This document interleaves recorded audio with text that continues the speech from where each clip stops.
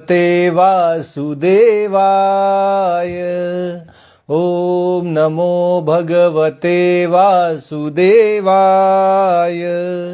गोविन्दं गोकुलानन्दं गोपालं गोपीवल्लभं गोविन्दं गोकुलानन्दं गोपालं गोपीवल्लभं गोवर्धनो उद्धरं धीरं गोवर्धनो उद्धरं धीरं तं वन्दे गोमती प्रियं तं वन्दे गोमती प्रियम्।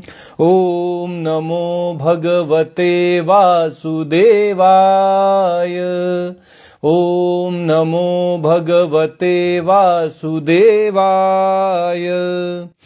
नारायणं निराकारं नरवीरं नरोत्तमं नारायणं निराकारं नरवीरं नरोत्तमं नरसिंहं नागनाथं च नरसिंहं नागनाथं च तं वन्दे नरकान्तकं तं वन्दे नरकान्तकम्।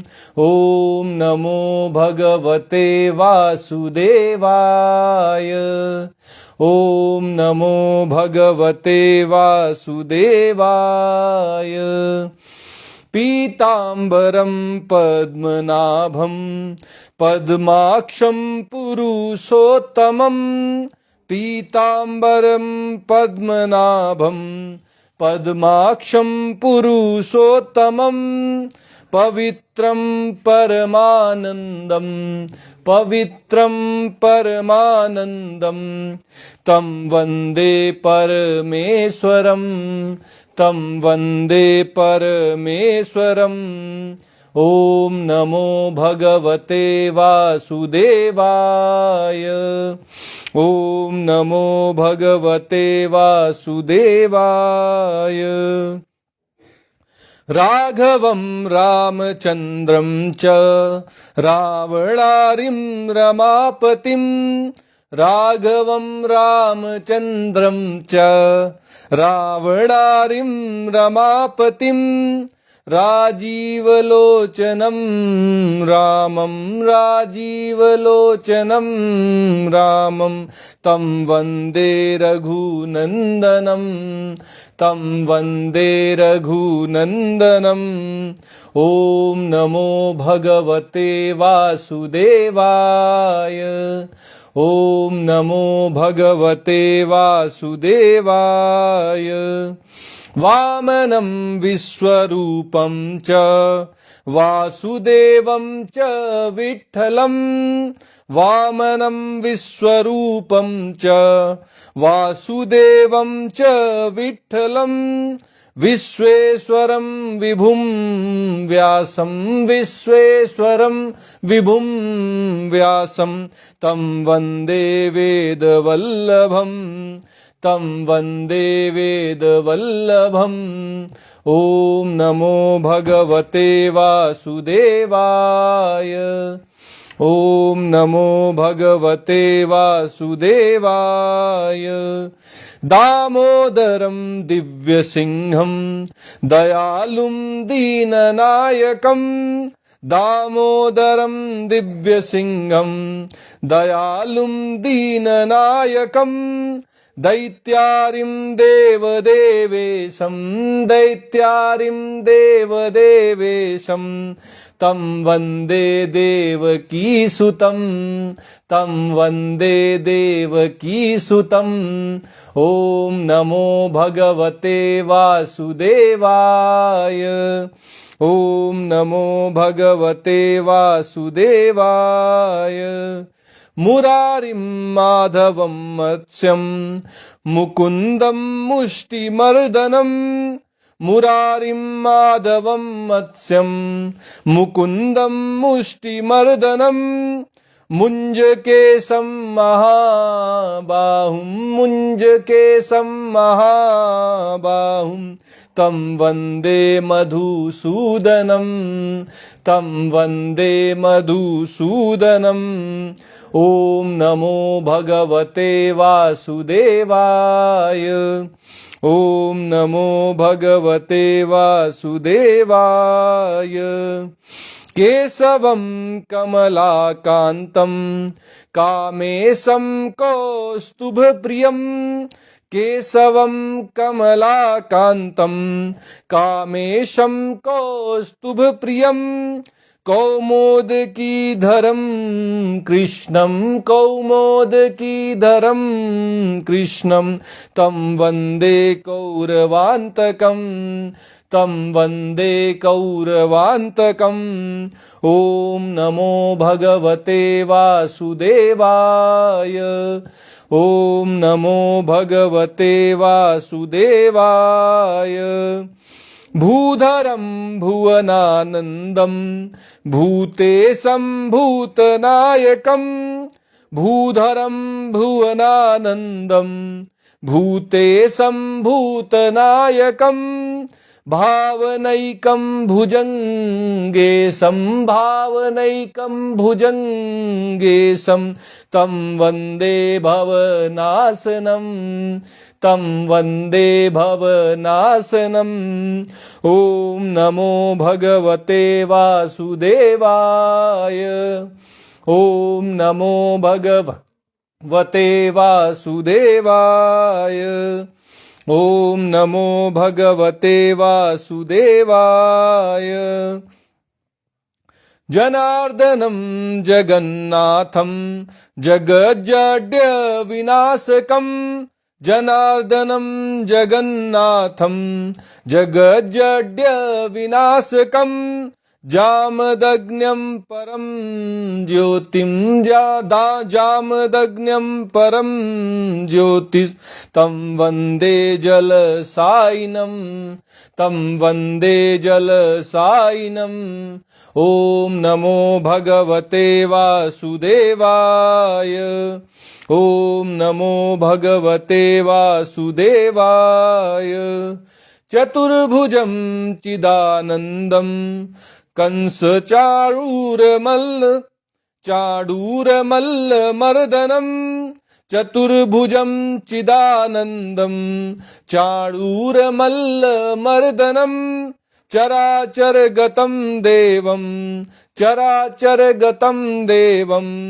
तं वन्दे चक्रपाणिनं तं वन्दे चक्रपाणिनम् ॐ नमो भगवते वासुदेवाय ॐ नमो भगवते वासुदेवाय श्रियः करं श्रियो नाथं श्रीधरं श्रीवरप्रदं श्रियः करं श्रियो नाथं श्रीधरं श्रीवरप्रदं श्रीवत्सलधरं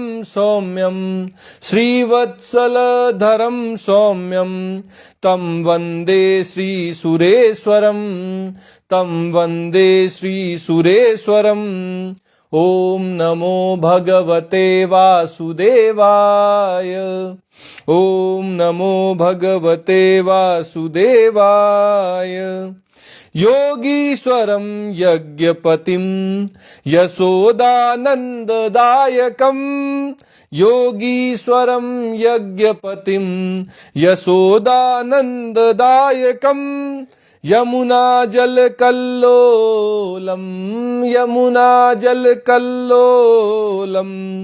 तं वन्दे यदुनायकं ॐ नमो भगवते वासुदेवाय ॐ नमो भगवते वासुदेवाय शालिग्राम शिलाशुद्धं शङ्खचक्रोपशोभितं शालिग्राम शिलाशुद्धं शङ्खचक्रोपशोभितं सुरासुरैः सदा सेव्यं सुरासुरैः सदा सेव्यं तं वन्दे साधुवल्लभम् तं वन्दे साधुवल्लभम्। ॐ नमो भगवते वासुदेवाय ॐ नमो भगवते वासुदेवाय। त्रिविक्रमं तपोमूर्तिं त्रिविधाघौघनाशनं त्रिविक्रमं तपोमूर्तिं त्रिविधाघौघनाशनं त्रिस्थलं तीर्थराजेन्द्रं त्रिस्थलं तीर्थराजेन्द्रं तं वन्दे तुलसीप्रियं तं वन्दे तुलसीप्रियम्। ॐ नमो भगवते वासुदेवाय ॐ नमो भगवते वासुदेवाय। अनन्तम् आदिपुरुषम् अच्युतं च वरप्रदम् अनन्तम् आदिपुरुषम् अच्युतं च वरप्रदम् आनन्दं च सदानन्दम् आनन्दं च सदानन्दम् तं वन्दे च अघनाशनं तं वन्दे च अघनाशनम्। ॐ नमो भगवते वासुदेवाय ॐ नमो भगवते वासुदेवाय। लीलया धृतभूभारं लोकसत्त्वैकवन्दितं लीलया धृतभूभारं लोकसत्त्वैकवन्दितं लोकेश्वरं च श्रीकान्तं लोकेश्वरं च श्रीकान्तं तं वन्दे लक्ष्मणप्रियं तं वन्दे लक्ष्मणप्रियम्। ॐ नमो भगवते वासुदेवाय ॐ नमो भगवते वासुदेवाय। हरिं च हरिणाक्षं च हरिनाथं हरप्रियं हरिं च हरिणाक्षं च हरिनाथं हरप्रियं। हलायुध सहायं च हलायुध सहायं च तं वन्दे हनुमत्पतिं तं वन्दे हनुमत्पतिम्। ॐ नमो भगवते वासुदेवाय ॐ नमो भगवते वासुदेवाय। हरि नाम कृता माला पवित्रा पापनाशिनी हरि नाम कृता माला पवित्रा पापनाशिनी। बलिराजेन्द्रेण चोक्ता बलिराजेन्द्रेण चोक्ता कंठे धार्या प्रयत्नतः कंठे धार्या प्रयत्नतः।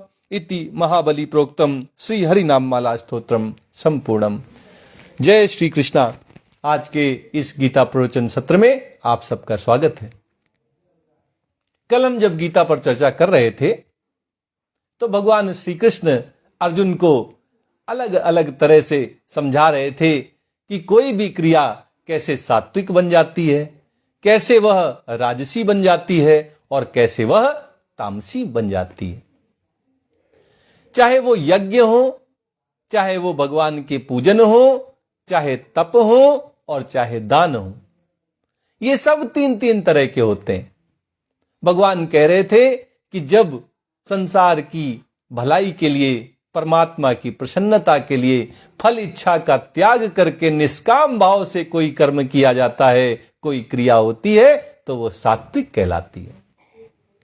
जब अपना स्वार्थ सिद्ध करने के लिए, कुछ पाने के लिए हम यज्ञ करते हैं, देवताओं का पूजन करते हैं, तप करते हैं, दान करते हैं, तो ये क्रियाएं राजसी बन जाती हैं। जिसमें हमें कुछ प्रत्युपकार की इच्छा हो, कुछ पाना हो, कुछ फल इच्छा हो, वो सब राजसी। और जो केवल और केवल मनुष्य को मोह के गर्त में गिराने वाला हो, जिसमें शास्त्रों की मान मर्यादा सबका तिरस्कार कर दिया जाए, सब खंडित कर दी जाए, जिसमें केवल और केवल दूसरों का बुरा करने के लिए, दूसरों को दुख देने के लिए, कष्ट पहुंचाने के लिए, चाहे वो यज्ञ किए जाएं, चाहे पूजन किए जाएं, चाहे वो तप हो और चाहे वो दान हो, दूसरों को कष्ट देने के लिए अपने मनमाने ढंग से किए हुए जो भी कर्म हैं, जो भी क्रियाएं हैं, वे सारी की सारी तामसी हैं। उनसे कभी किसी का भला नहीं हो सकता है। हम सबको चाहिए कि भगवान इतने विस्तार से हमें समझा रहे हैं, ये बात हमारी समझ में आ जाए कि हम भी शुद्ध सात्विक बन सकते हैं अगर हम केवल और केवल भगवान की प्रसन्नता के लिए अपने कर्मों को करें। अलग से कुछ करने की आवश्यकता नहीं है, शरीर को कष्ट देने की आवश्यकता नहीं है। भगवान ने बताया कि शारीरिक वाणी से किया हुआ और मन का क्या तप है, इसमें कहीं भी कष्ट देने की बात नहीं आई। न वाणी को कष्ट देना है, न मन को कष्ट देना है, न शरीर को कष्ट देना है। बस अपने सभी कर्मों में परमात्मा को जोड़ देना है और सब सात्विक हो जाते हैं, सब परमात्मा की प्राप्ति कराने वाले हो जाते हैं। आज भगवान इसी विषय को और आगे बढ़ा रहे हैं।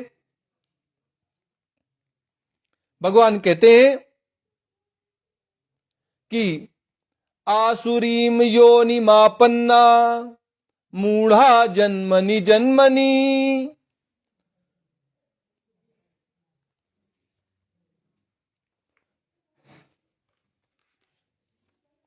भगवान आगे दान का विषय शुरू कर रहे हैं। भगवान कहते हैं दातव्यम इति यद्दानम दीयते नूपकारिणे देशे काले च पात्रे च तद्दानम सात्विकम स्मृतम। भगवान दान के लक्षण बता रहे हैं कि सात्विक दान कब होता है और कब दान राजसी हो जाता है और कैसे करें तो दान तामसी कहलाता है। भगवान कहते हैं दातव्यम इति यद्दानम, दान देना मेरा कर्तव्य है, वस्तु मेरी नहीं है, संसार से मुझे प्राप्त हुई है, इसको संसार को वापस लौटा देना है, जिसको इसकी जरूरत है उसको दे देना है।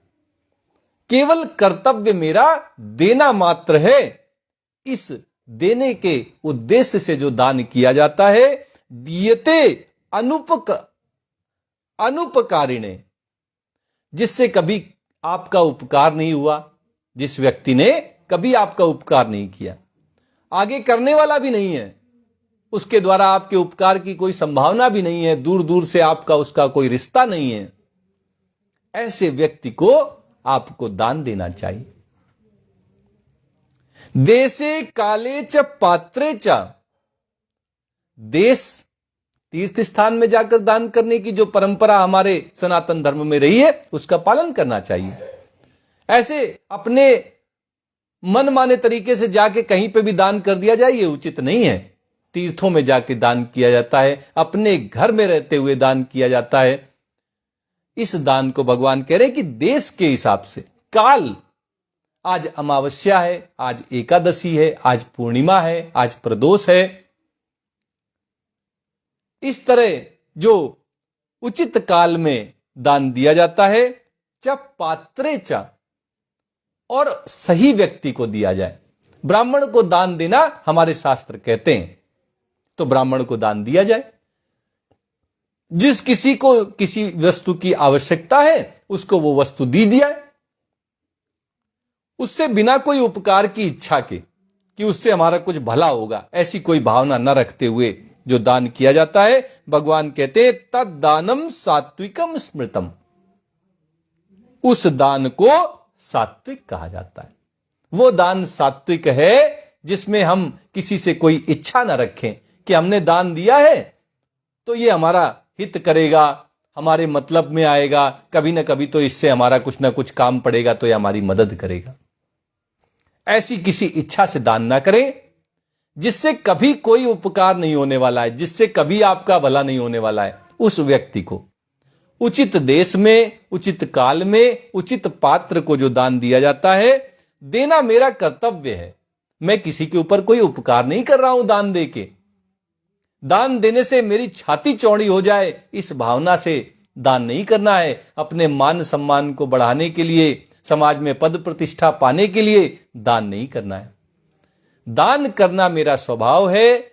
मुझे सनातन धर्म में रहते हुए दान करना है, यह मेरा कर्तव्य है। कर्तव्य की भांति दान को करना है। अपने सगे संबंधियों को कुछ नहीं देना है, वो दान में नहीं आता। आप दे सकते हैं।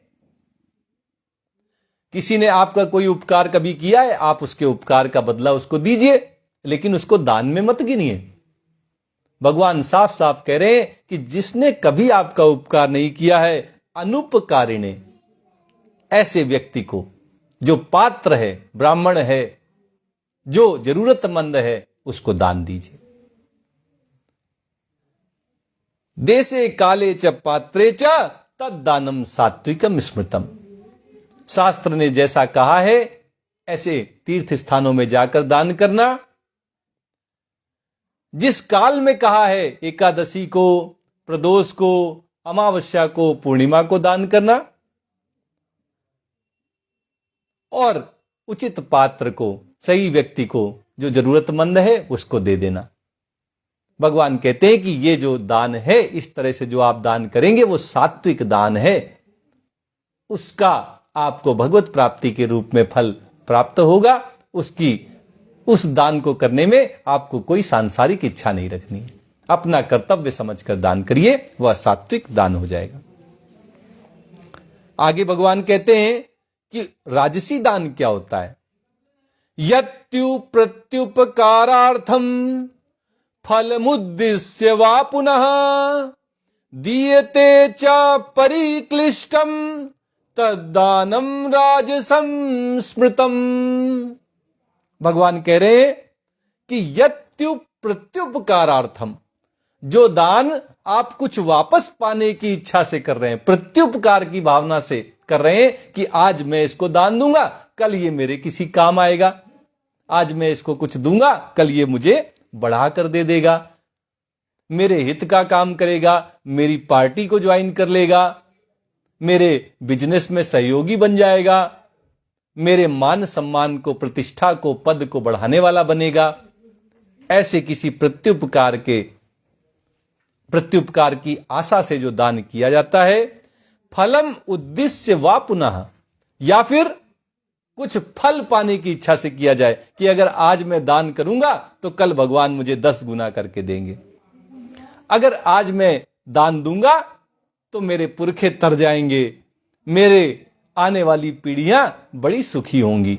ऐसी कोई फल की इच्छा करके जो दान किया जाए। दियते च परिक्लिष्टम, और जो क्लेश करके दान दिया जाता है। किसी ने कह दिया कि इतना दान कर दो तुम्हारा भला होगा, तो अब बड़े क्लेश में पड़ गए कि अब दान तो इतना करना ही पड़ेगा, क्या करें। अब बताया है पंडित जी ने तो करना ही पड़ेगा। बड़ा दुख हो रहा है कि हमको दान करना पड़ रहा है, क्योंकि हमारी चीज अब कम हो जाएगी, हमारी संपत्ति कम हो जाएगी, हमारी जमीन कम हो जाएगी। अरे अगर ये हमारे पास रहती तो हमारा फायदा कराती, अब तो ये दूसरे की हो जाएगी। ऐसे क्लेश पूर्वक जो दान किए जाते हैं, भगवान कहते हैं तद्दानम राजसम स्मृतम, ऐसे दान राजसी दान कहलाते हैं। तो 3 बातों का ध्यान रखें कि राजसी दान, राजसी स्वभाव वाले व्यक्तियों की पहचान आप इन 3 तरह के लक्षणों से कर सकते हैं। अगर वो दान देते हैं तो बदले में उनको कुछ चाहिए, जिसको दान दे रहे हैं उससे कुछ प्रत्युपकार चाहिए, अपना कुछ भला करने वाले इंसान को ही वो दान देते हैं। दूसरा, उनके मन में कुछ फल इच्छा रहती है कि इस लोक में नहीं तो परलोक में हमारा भला हो, ऐसी इच्छा से दान करते हैं। और तीसरा, बड़ा क्लेश रहता है उनके मन में कि अरे हमारा तो सब जोड़ा हुआ पैसा चला गया, क्या बताएं, हमारी जमीन थोड़ी कम हो गई, हमारा पैसा थोड़ा चला गया।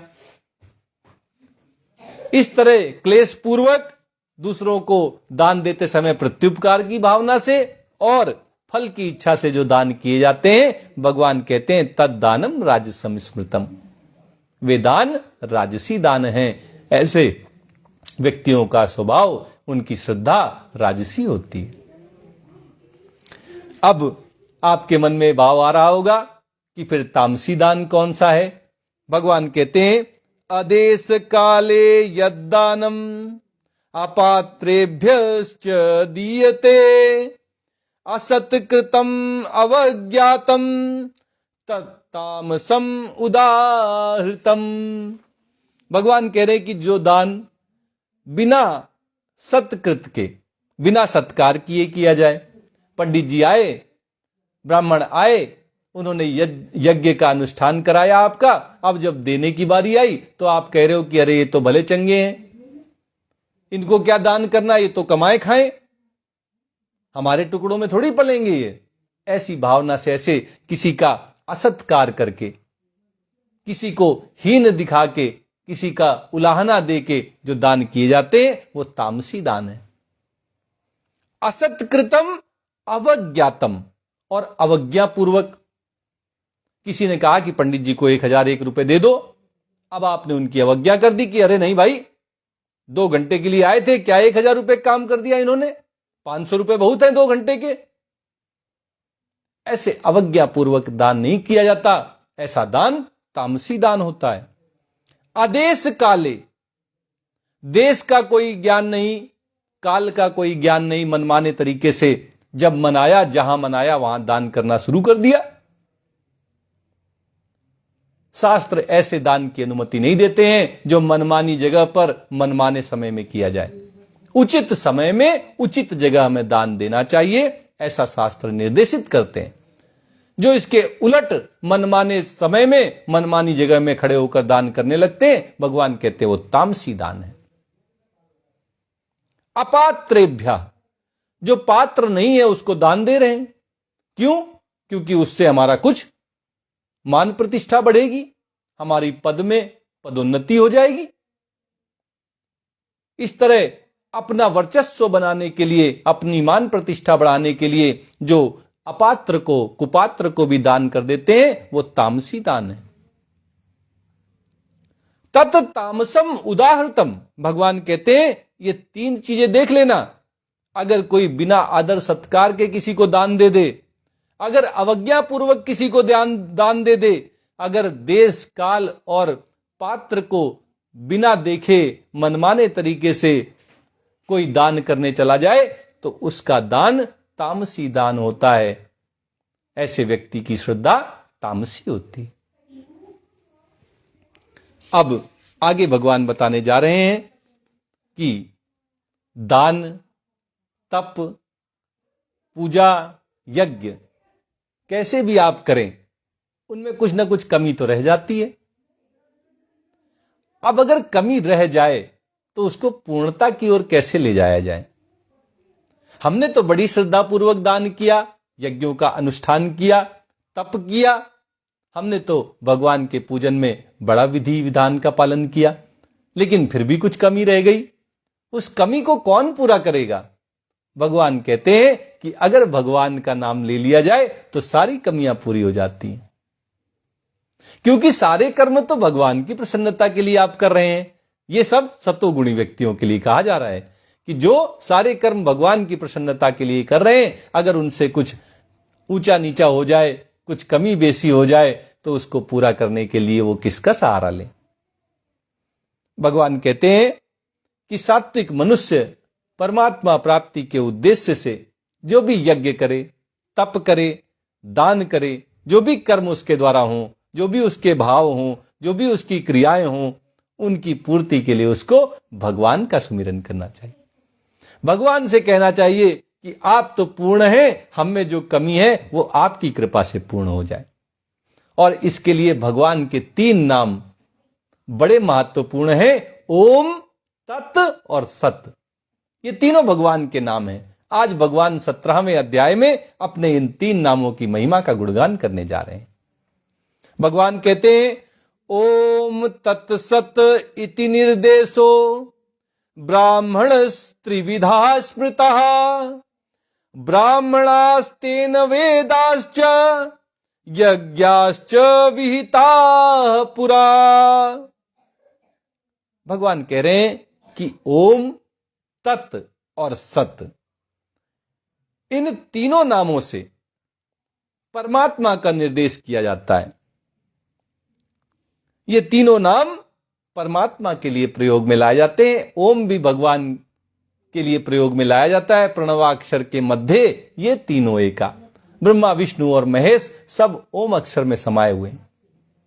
तत्व वह भगवान को इंगित करता है कि वो परमपिता परमेश्वर जो सबके हृदय में है, जो कण कण में है, जो अंतर्यामी भी हैं और जो साकार हैं, सगुण हैं और जो निर्गुण भी हैं। और सत्य भगवान सच्चिदानंद हैं और इसलिए भगवान के लिए सत्य शब्द प्रयोग में लाया जाता है। ये तीनों भगवान के पवित्र नाम हैं। ब्राह्मणस् त्रिविधा स्मृता, भगवान कह रहे हैं कि परमात्मा को इन तीनों नामों से इंगित किया जाता है। ये तीनों भगवान के लिए संकेत, भगवान के लिए इशारा करते हुए शब्द प्रयोग में लाए जाते हैं। ब्राह्मणस्तेन वेदाश्च यज्ञाश्च विहिताः पुरा, भगवान कहते हैं कि उसी परमात्मा से सृष्टि के आदि में, सृष्टि के प्रारंभ में, सृष्टि की शुरुआत में वेदों, फिर ब्राह्मणों और फिर यज्ञों की रचना हुई। ये तीनों सृष्टि के प्रारंभ में ही भगवान ने बना दिए। वेद बना दिए ताकि पता चले कि क्या करना है, क्या नहीं करना है। फिर ब्राह्मण भी बना दिए ताकि वो इन यज्ञों का, इन जो कर्म हैं उनका सर्वत्र प्रचार कर सके, सबको समझा सके कि ऐसे ये कर्म होने, वेदों में ऐसा कहा गया है। और फिर भगवान ने यज्ञों की रचना कर दी कि ब्राह्मण क्या कराएंगे, ब्राह्मण यज्ञ कराएंगे और उनके द्वारा सबका भला होगा। इस तरह भगवान ही ओम, तत् और सत्य के द्वारा जाने जाते हैं और भगवान के द्वारा ही वेद, ब्राह्मण और यज्ञ उत्पन्न किए गए। भगवान ने ही इनको बनाया। तो विधि बताने वाले वेद हैं, अनुष्ठान करने वाले ब्राह्मण हैं और जो यज्ञ हैं वो भगवान विष्णु की प्रसन्नता के लिए किए जाने वाली क्रियाएं हैं। ये सारे के सारे भगवत स्वरूप हैं, भगवान के द्वारा ही बनाए गए हैं। अब अगर इनमें कोई कमी रह जाए, यज्ञ में, दान में, तप में, तो वो परमात्मा की कृपा से पूरी हो जाती है। अगर परमात्मा का नाम ले लिया जाए तो सब कार्य पूरे हो जाते हैं।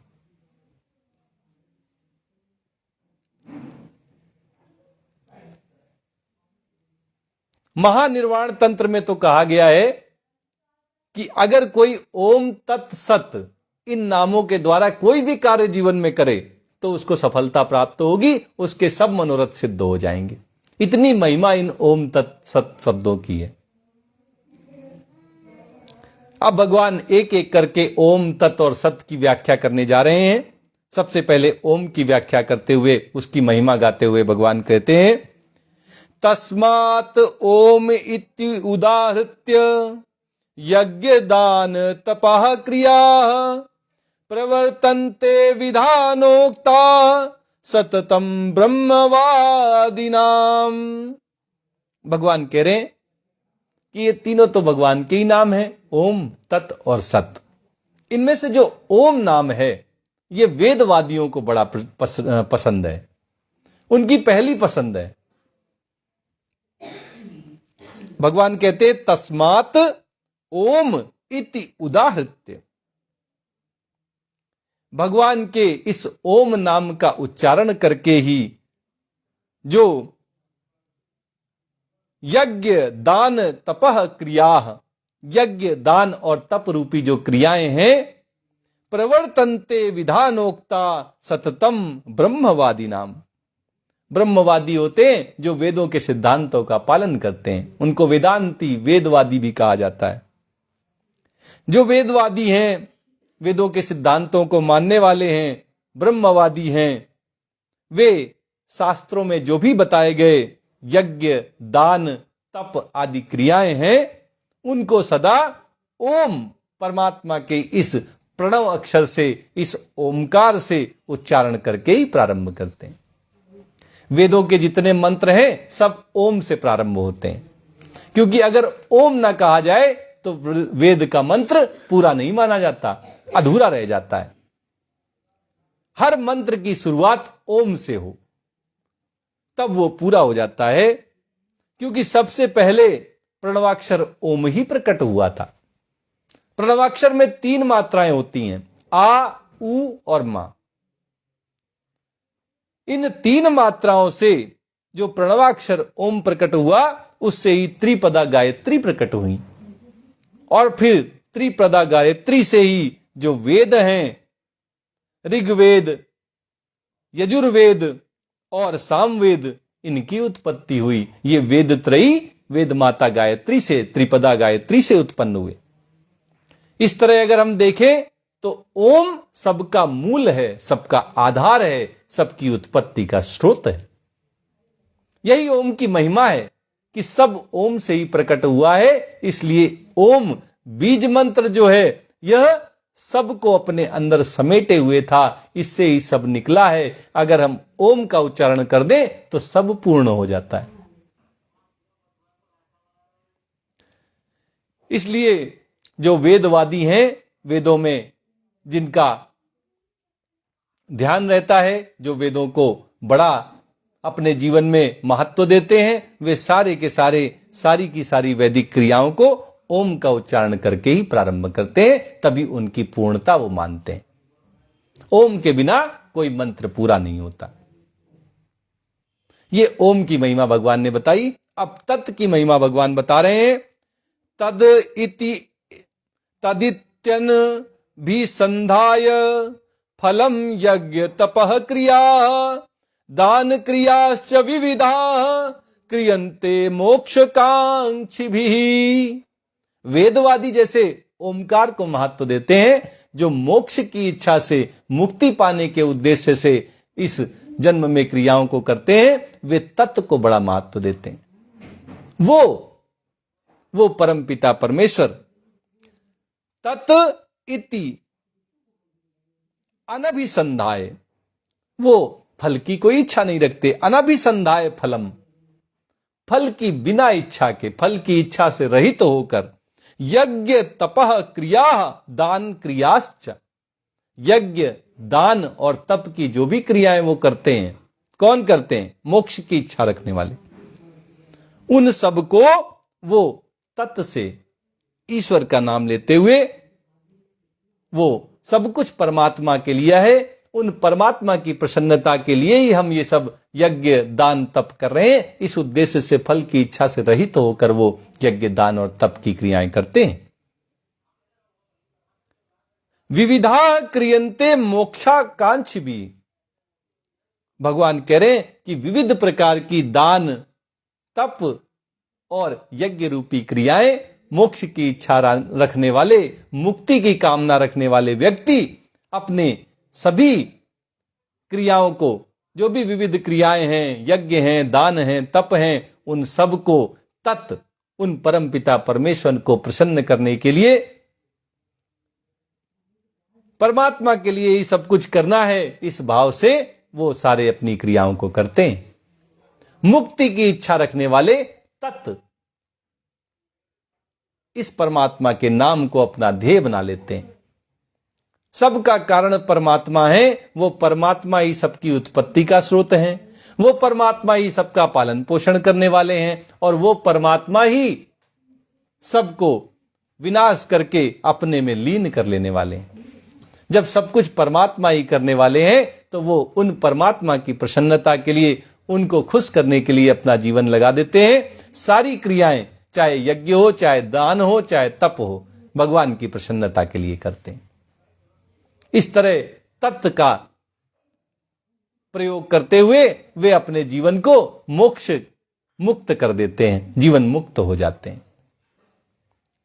अब सत शब्द की व्याख्या, उसकी महिमा गाते हुए भगवान कह रहे हैं, सद्भावे साधु भावे च सदित्ते तत् प्रयुज्यते प्रशस्ते कर्मणि तथा सत शब्दः पार्थ युज्यते। भगवान कहते हैं सद्भावे, जो भी भाव भगवान की सत्ता को स्वीकार करते हुए हमारे अंदर आते हैं, वे सारे सत भाव बन जाते हैं। चाहे भगवान के सगुण रूप को लें, निर्गुण रूप को लें, साकार को लें, निराकार को लें, जितने भी भगवान के रूप हैं वो सब सद्भाव के अंतर्गत आ जाते हैं। जिसमें कहा जाए कि भगवान की सत्ता है, इस सत्ता को स्वीकार करने वाले जो भी भाव हैं, जो भी भगवान के रूप हैं, वे सारे के सारे सद्भाव हैं। भगवान को हम चाहे विष्णु रूप में उनकी पूजा करें, चाहे राम रूप में, चाहे कृष्ण रूप में, चाहे शिव रूप में, चाहे गौरी मैया के रूप में, चाहे माता भगवती दुर्गा के रूप में करें, चाहे गणेश के रूप में करें या सूर्य नारायण भगवान के रूप में करें, भगवान कहते हैं कि जो भी भगवान के लिए उनकी प्रतिमा, उनका अवतार जानकर हम जिसकी भी पूजा करते हैं, वे सारी की सारी सद्भाव बन जाती हैं। जिसमें सत्य का भाव हो, भगवान की सत्ता को जो मानते हो कि भगवान हैं, इस बात को स्वीकार करते हुए जो भी अवतार, जो भी गुण हम अपने जीवन में अपनाते हैं, वे सारे के सारे सद्भाव बन जाते हैं। इसी तरह भगवान की लीलाएं भी सद्भाव हैं, भगवान के धाम भी सद्भाव हैं। जो भगवान के साथ जुड़ा है, भगवान की याद दिलाता है, भगवान के होने का एहसास कराता है, वो सारा सद्भाव के अंदर आ जाता है। साधु भावे, साधुओं के अंदर क्या भाव होते हैं? दया का भाव, करुणा का भाव, कृपा का भाव, सत्य, अहिंसा, ये सारे जो भाव साधु भाव हैं, ये सारे के सारे भगवान के ही द्वारा दिए गए हैं और ये भगवान की प्राप्ति कराने वाले होते हैं। इसलिए ये सब साधु भाव कहलाते हैं। दया, क्षमा, ये सब श्रेष्ठ भाव हैं। अगर ये जीवन में आ जाए तो परमात्मा की प्राप्ति होनी ही है, इसमें कोई दुविधा नहीं, कोई संशय नहीं। ये सारे के सारे भगवान कहते हैं साधु भाव हैं। सद्भावे साधु भावे च सत इति एतत् प्रयुज्यते। इन सब में सत शब्द का प्रयोग किया जाता है। सतभाव में सत शब्द का प्रयोग हुआ है। इसी तरह जितने भी अच्छे अच्छे भाव हैं, सब सत्कर्म, सतभाव, ये सारे के सारे भगवान की जुड़ाव, भगवान के साथ योग कराने वाले हैं, भगवत प्राप्ति कराने वाले हैं। इन सब के साथ सत्य शब्द जोड़ा जाता है। प्रशस्ते कर्मणि तथा सत शब्द पार्थ युज्यते। और भगवान कह रहे हैं कि जो प्रशंसनीय कर्म है, जिन कर्मों से परमात्मा प्रसन्न होते हैं, जो परमात्मा की प्रसन्नता के लिए कर्म किए जाते हैं, सत शब्द पार्थ युज्यते, उनके साथ भी भगवान कहते हैं कि सत शब्द जोड़ दिया जाता है। सत शब्द हर उस क्रिया के साथ, हर उस भाव के साथ, हर उस गुण लीला के साथ जोड़ दिया जाता है जो भगवान से संबंधित है, जो भगवत प्राप्ति कराने वाली।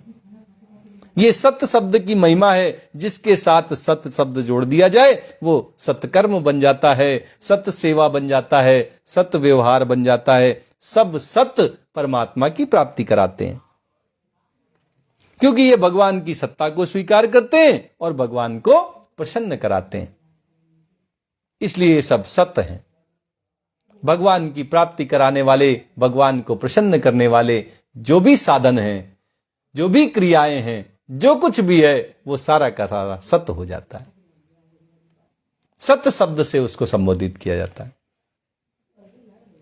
भगवान कह रहे हैं, यज्ञे तपसि दाने च स्थिति सद इति उच्यते, कर्म चैव तदर्थीयम सत इति एवाभिधीयते। भगवान कह रहे हैं, चाहे यज्ञ करो, चाहे तप करो, चाहे दान करो, इन क्रियाओं में जो भी निष्ठा है, वह निष्ठा, वह स्थिति, इन कर्मों को करने में जो तत्परता है, जो आत्मीयता है, वो सारी की सारी भी सत्य शब्द से कही जाएगी, क्योंकि वो सब ईश्वर की प्राप्ति में सहायक होते हैं। अगर आप दान कर रहे हैं, बड़ी श्रद्धा मन में है, आप तप कर रहे हैं प्रसन्नता भगवान की प्राप्त करने के लिए, आप यज्ञों का अनुष्ठान कर रहे हैं केवल और केवल यज्ञों व विष्णु भाव से, भगवान विष्णु को प्रसन्न करने के लिए, तो जो भी आपके द्वारा किया जाएगा वो सब सत्य कहलाएगा, क्योंकि वो परमात्मा से मिलाने वाला है, परमात्मा से योग कराने वाला है, परमात्मा के साथ जोड़ने वाला है। भगवान कहते हैं कि सत्य वह सारा कर्म है जो परमात्मा के निमित्त किया जाए, परमात्मा की प्रसन्नता के लिए किया जाए, परमात्मा से योग कराने वाला हो, परमात्मा से संबंध जोड़ने वाला हो। कहने का मतलब है कि वो सारी क्रियाएं, वो सारे साधन जो संसार से संबंध को विच्छेद कर दें, तोड़ दें, वे सब भी सत्य हैं, और जो परमात्मा से संबंध जोड़ दें, वे सारे के सारी क्रियाएं, वो सारे के सारे यज्ञ, दान और तप भी सत्य कहलाते हैं। सब सत्य है जो संसार से विमुख कर दे, संसार से जो माना हुआ संबंध है उसको तोड़वा दे, वो सब सत्य है। और जो परमात्मा से हमारा नित्य संबंध है उसकी जो याद दिला दे, उस संबंध को जो जोड़ दे, वो भी सब सत्य है। वो सब सत्य हो जाता है जो भगवान के लिए किया जाता है, भगवान की प्राप्ति के लिए किया जाता है। लेकिन जो संसार में फंसा दे उसको क्या कहा जाए? जो परमात्मा से विमुख कर दे उसको क्या कहा जाए? भगवान कहते हैं, अश्रद्धया हुतम दत्तम तपस्तप्तम कृतम च यत् असत इति उच्यते पार्थ न च तत् प्रेत्यनो इहि। भगवान कह रहे हैं, अश्रद्धया हुतम दत्तम, बिना श्रद्धा के चाहे तुम यज्ञ का अनुष्ठान कर दो, बिना श्रद्धा के तुम चाहे दान करके आ जाओ, तपस्तप्तम, चाहे जितना तप कर लो, कृतम चयत, और चाहे जो तुम कर्म कर लो, अगर श्रद्धा नहीं है तो असत इति उच्यते पार्थ, तो सब असत हो जाता है, असत हो जाता है। उससे परमात्मा की कभी प्राप्ति नहीं हो सकती। वो जन्म मरण के चक्र में बांधने वाला बन जाता है। उसका फल जन्म जन्मांतर तक पुनर्जन्म, पुनरपि जननम पुनरपि मरणम पुनरपि जननी जठरे शयनम, यही इसका फल है। न च तत्प्रेत्य नो इहि, भगवान कह रहे इससे न इस लोक में तुम्हारा भला होने वाला है, न परलोक में भला होने वाला है। श्रद्धा पूर्वक जो कर्म किया जाए वो सब तो परमात्मा की प्राप्ति कराएगा, और बिना श्रद्धा के जो काम किया जाए उसका कभी ना इस लोक में भला और ना कभी परलोक उसको प्राप्त होगा, उसको कोई फल प्राप्त नहीं होगा। क्यों? क्योंकि पहले ही भगवान ने कह दिया कि सत्य का कभी अभाव नहीं होता और असत्य का कोई स्थायीपन नहीं होता। यह दूसरे अध्याय में भगवान ने बता दिया था, ना असतो विद्यते भावो, असत्य का कभी कोई स्थिरता नहीं होती, वो परिवर्तनशील होता है। तो बार बार जन्मना पड़ेगा, बार बार मरना पड़ेगा, कभी कोई फल इच्छा पूरी नहीं होगी। अगर श्रद्धा पूर्वक दान किया जाए, भले ही अपने स्वार्थ के लिए किया जाए, तो वो फिर भी फलदायी होगा, उसका कुछ ना कुछ पुण्य मिलेगा, स्वर्ग आदि की प्राप्ति होगी, ब्रह्मलोक तक जाएंगे, वापस आएंगे, मनुष्य बनेंगे, फिर से प्रयास करने का अवसर मिलेगा। लेकिन बिना श्रद्धा के अगर दान किया, यज्ञ किया, तप किया, तो उसका तो कभी फल नहीं मिलेगा। भगवान साफ साफ कह रहे हैं कि भगवत प्राप्ति में क्रियाओं का उतना महत्व नहीं है जितना महत्व श्रद्धा और विश्वास का है, जितना भावों की शुद्धि का है। भाव अच्छे हो, मन में श्रद्धा हो, विश्वास हो ईश्वर में, तो सारे कार्य सफल होंगे, इस लोक में भी और परलोक में भी। और अगर श्रद्धा ही नहीं है तो फिर चाहे तुम दान कर लो, चाहे तप कर लो, चाहे यज्ञ कर लो, कुछ प्राप्त होने वाला नहीं है। भगवान साफ साफ शब्दों में कह रहे हैं, असत उच्यते, असत्य हो जाता है वो सब जो बिना श्रद्धा के किया जाता है। जब असत्य हो गया तो ना भावो विद्यते सतः, जो सत्य है उसका तो कभी अभाव नहीं होता, लेकिन जो असत्य है वो तो कभी भाव नहीं होता, उसका तो कभी स्थिरत्व नहीं होता, वो तो बनता बिगड़ता रहता है, परिवर्तित होता रहता है, विनाशशील होता है। तो आपके किए हुए भी कर्म कभी आपको कुछ सुख नहीं दे पाएंगे, कुछ आनंद नहीं करा पाएंगे, कभी भगवत प्राप्ति नहीं करा पाएंगे। न तत् प्रेत्य नो इह, भगवान कहते ना इस लोक में कुछ भला होगा और ना परलोक में कुछ भला होगा। मतलब कहीं कोई भला होने वाला नहीं है अगर आपके मन में श्रद्धा नहीं है। बिना श्रद्धा के कुछ भला नहीं हो सकता, ये साफ साफ शब्दों में भगवान कह रहे। इसलिए हम सबको अपने जीवन में श्रद्धा जरूर रखनी है। श्रद्धा किसके प्रति है? आपका अपना स्वतंत्र भाव है। भगवान इसमें कभी हस्तक्षेप नहीं करते। भगवान ने बता दिया कि 3 तरह की श्रद्धा होती है, सात्विक, राजसी और तामसी। जिसकी जैसी श्रद्धा होती है वैसा उसका स्वभाव हो जाता है, वैसी उसकी मति हो जाती है और वैसी ही उसकी गति बन जाती है। लेकिन श्रद्धा का होना बड़ा आवश्यक है। बिना श्रद्धा के न इस लोक में और न परलोक में कुछ मिल सकता है। श्रद्धा बहुत आवश्यक है। सबसे बड़ा गुण श्रद्धा का ही गुण है। श्रद्धा अगर सही जगह हो जाए, सही श्रद्धा पूर्वक अगर आप अपने कर्मों को करेंगे तो आपका हमेशा भला होगा, इस लोक में भी और परलोक में भी। भगवान कह रहे हैं कि श्रद्धा युक्त बनो, अश्रद्धा वाले को कभी कुछ नहीं मिलता। इस तरह इस 17वें अध्याय का आज समापन होता है। ओम तत्सत इति श्रीमद् भगवद गीतासु उपनिषत्सु ब्रह्म विद्यायाम योग शास्त्रे श्री कृष्णार्जुन संवादे श्रद्धा त्रय विभाग योगो नाम सप्तदशोऽध्यायः। इस प्रकार ओम, तत् और सत, आज भगवान ने इन तीनों नामों का बड़ा महत्व, बड़ी महिमा हम सबको बताई है।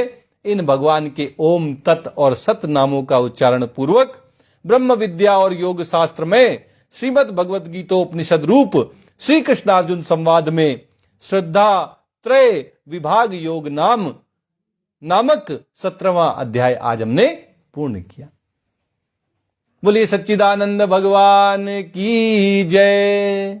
आइए भगवान के कुछ मधुर भजन करते हुए आज के इस सत्र को संपन्न करते हैं।